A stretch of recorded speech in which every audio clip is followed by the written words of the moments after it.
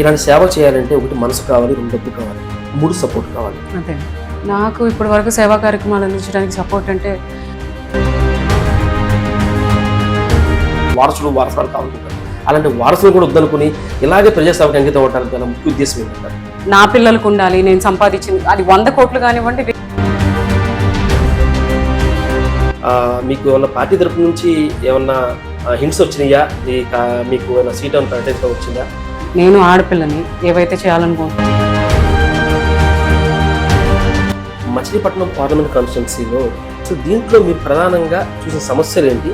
ఆ సమస్యలు మీరు వస్తే కనుక ఎలా పరిష్కరిస్తారు? అవకాశం వచ్చిన తర్వాత ఖచ్చితంగా ఆ సమస్యను అయితే నేను సాల్వ్ చేయగలుగుతాను. ఖచ్చితంగా. మీకు సీట్ వస్తుందని ఎలా అనుకుంటున్నారు? సీట్ వస్తుందని ఎలా ఆశిస్తున్నారు? మా డాడీ మా హస్బెండ్ చెప్తారండి, నువ్వు చేస్తున్న సేవా కార్యక్రమాలకి ఒక ఈ రాజకీయాల్లోకి చాలా మంది చెప్తుంటారు రాజకీయం అంటే మురుక్కోపు. మరి ఎందుకని అంత రావాల్సి వస్తుంది? ఒకవేళ అలాంటివి ఏమన్నా తొక్కే ఎత్తురికి పైగాళ్ళు వచ్చిన